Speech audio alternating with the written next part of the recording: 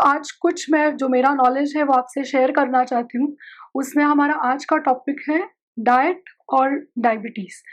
तो जब भी मधुमेह होता है तो बहुत से क्वेरीज़ उठते हैं कि पहला प्रश्न यही होता है कि क्या खाना चाहिए? आहार में क्या ले सकते हैं, क्या नहीं ले सकते? और एक सवाल ऐसे भी होते हैं कि हर एक डाइट के बारे में बात करता ही है। हर एक को यही जानकारी चाहिए कि कैसे लेना है, क्या लेना है और उससे कुछ मिथ्स भी स्प्रेड हो सकती है। तो थोड़ा मैं आपको हेल्प करूँगी जिससे आपके मन में कुछ क्वेरीज़ हैं और डायबिटीज़ क्यों होता है और मुझे ही क्यों हुआ है? ये हमेशा ऐसे गिल्ट आता है मन में कि अभी मुझे मधुमेह हुआ है तो मेरा सब खाना बंद हो जाएगा, मेरा लाइफ़स्टाइल पूरा मुझे डिफ़िकल्ट हो जाएगा। पर ऐसी बिल्कुल बात नहीं है। डायबिटीज़ को क्रॉनिक मेटाबॉलिक डिसऑर्डर माना जाता है। तो डायबिटीज़, आहार, हमारी जो लाइफ़स्टाइल है वो और कुछ स्ट्रेस फैक्टर है वो, इस सब का बहुत गहरा संबंध है। जैसे मैंने बोला कि डायबिटीज़ जब भी होता है तब डाइट का रोल डेफ़िनेटली 70% है ही। हम क्या खाना खाते हैं, कैसे क्वालिटी का वो खाना रहता है, कौन से टाइमिंग हम फ़ॉलो करते हैं, ये सब मैटर करता है। जब भी डायबिटीज़ होता है तब डायबिटीज़ का और इंसुलिन का और डाइट का बहुत ही गहरा संबंध है। डायबिटीज़ में अगर जैसे मैंने बोला कि लाइफ़स्टाइल मॉडिफ़िकेशन हम करते हैं तो डायबिटीज़ कंट्रोल में रहेगा। बहुत से ऐसे मिथ्स और फैक्ट्स हैं डायबिटीज़ में कि हर लोगों को प्रश्न पड़ता है कि आज राइस खाने को बोला है, फिर मुझे कितना लेना चाहिए या मुझे राइस पूरा बंद करना चाहिए क्या? फिर अगर मैंने शक्कर खाया तो शुगर से मेरा कितना डायबिटीज़ बढ़ेगा या शुगर से मैं गुड़ रिप्लेस करके वो आहार में ले सकती हूँ क्या? तो ये सारे जो मिथ्स हैं वो हम थोड़ा-सा एक-एक करके सॉल्व मैं करने का प्रयास करूँगी। डायबिटीज़ क्यों होता है और वो मुझे ही क्यों हुआ? ये सवाल हमेशा मन में उठता है। वो क्यों हुआ है? वो हुआ है डेफ़िनेटली, पर उसका प्रिवेंशन या वो मॉडरेशन मतलब वो बढ़ना नहीं चाहिए, उसका कंट्रोल डेफ़िनेटली हमारे हाथ में है, जिसमें डाइट के साथ-साथ मेडिकेशन इम्पॉर्टेंट है, मॉनिटरिंग इम्पॉर्टेंट है, फिर पॉज़िटिवनेस मतलब हम हमेशा ऐसे बोलते हैं कि सिर्फ़ डाइट का रोल ही नहीं है, तो थोड़ा एजुकेशन भी चाहिए। अगर हम डायबिटीज़ का एजुकेशन लेते हैं तो डेफ़िनेटली वो बढ़ेगा नहीं, उसका कंट्रोल रहेगा, वो ज़रूरी है। डायबिटीज़ होने के बहुत सारे रीज़न्स हैं, जिसमें लाइफ़स्टाइल मैटर करता है, कुछ हेरिडिटरी फैक्टर्स हैं, जेनेटिक्स इन्वॉल्व है, कुछ स्ट्रेस है, अगर कुछ इलनेसेस हैं, जैसे ओबेसिटी है या कुछ बाकी किडनी के प्रॉब्लम्स हैं, ये बहुत सारे कारण हैं जिससे डायबिटीज़ हो सकता है। पर मुझे ही डायबिटीज़ क्यों हुआ, ये सोचना ज़्यादा इम्पोर्टेंट नहीं है। अगर ये डायबिटीज़ हुआ है, मधुमेह हुआ है, पर उसका हम कंट्रोल अच्छे से करेंगे, तो कुछ भी तकलीफ़ की बात नहीं है। आप हमेशा पॉज़िटिव रहेंगे, तो डाइट भी असर करेगा, मेडिसिन भी असर करेगा और वो ट्रीटमेंट जो लाइन ऑफ ट्रीटमेंट है, वो इफ़ेक्टिव हो सकती है। और जब भी पेशेंट ओपीडी में आते हैं बात करने के लिए या हम आईपीडी काउंसलिंग करते हैं, तो हमेशा डाइट चार्ट जब एक्सप्लेन करते हैं, तो बहुत सारे मिथ्स या बहुत सारी गलतफ़हमियाँ उसमें होती है।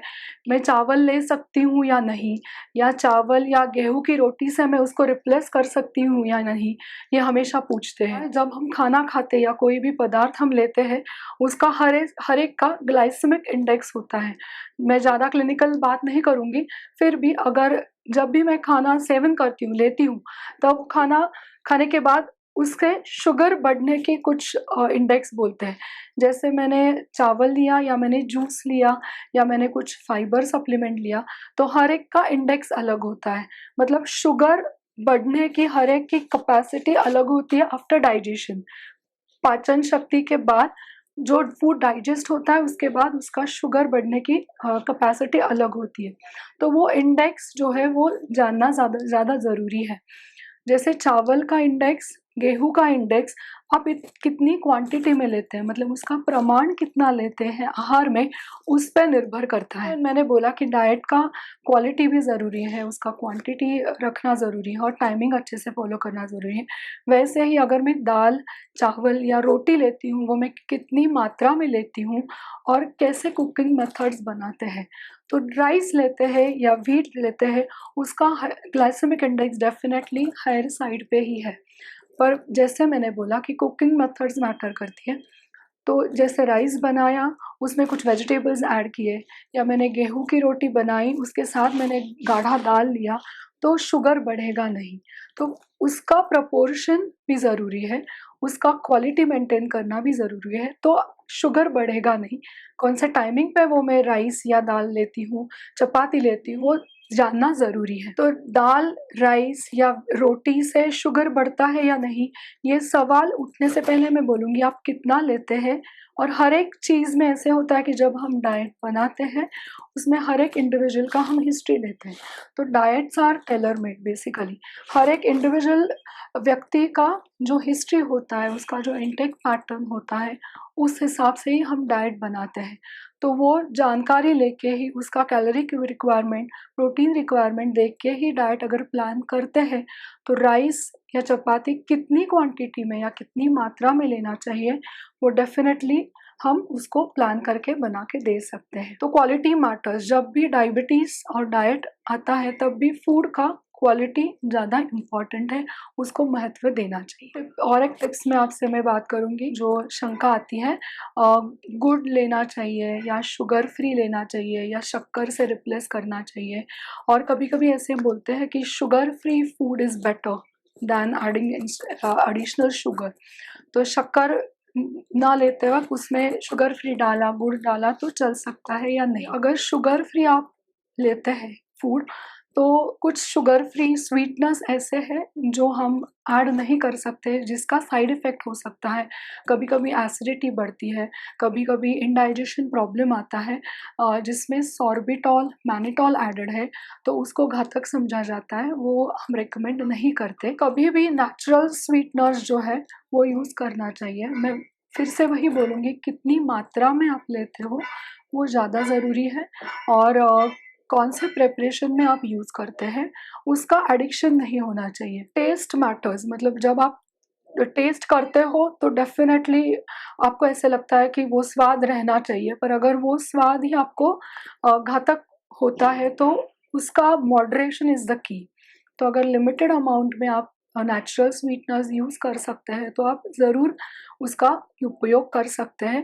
पर गुड़, शक्कर या हनी, जो एडवांस न्यूट्रिशन साइंस है, वो हमेशा यही कहेगा कि इसका आप एक्सेस में वापर ना करें, मत करें।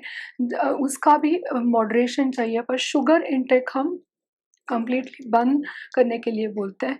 पर जो शुगर सब्स्टिट्यूट्स है, वो शुगर फ्री जो हम बोलते हैं, वो कभी फैट फ्री नहीं होता है। हुँ? तो वो भी आप जानकारी में रखो कि जो शुगर फ्री प्रोडक्ट्स आप मार्केट से लेके आएँगे, वो कभी भी फैट फ्री नहीं रहेगा। क्योंकि डायबिटीज़ के साथ कभी-कभी कोमॉर्बिडिटीज़ रहती है, जैसे ओबेसिटी है, कुछ हार्ट प्रॉब्लम्स हैं, कुछ किडनी प्रॉब्लम्स हैं, तो उसमें हम शक्कर का एक्सेसिव यूज़ या फैट का एक्सेसिव यूज़ करना नहीं बोलते, उसको नहीं करना चाहिए। तो sugar free products are not fat free. तो जब भी आप खरीदारी करते हैं, जब भी आप प्रोडक्ट्स लेके आते हैं शुगर फ्री के, तो लेबल रीड करना चाहिए। उसमें बेसिक क्या ऐड किया हुआ है, कौन से प्रकार से उसका एक्सपायरी डेट क्या है। अगर आप थोड़ा-सा अवेयरनेस रख के मार्केट से शुगर फ्री प्रोडक्ट्स खरीद करेंगे, तो आपको ज़्यादा बेनिफिट रहेगा। जाते-जाते एक बात मैं आपसे कहना चाहूँगी कि जितना मेडिसिन का रोल है, जितना आप मॉनिटरिंग रखते हैं, उसी तरह डाइट को और फिज़िकल एक्टिविटी को भी अगर आप उतना इम्पोर्टेंस देंगे, तो डेफ़िनेटली डायबिटीज़ को आप मात कर पाएँगे, उसको आप कंट्रोल में रख पाएँगे। Thank you.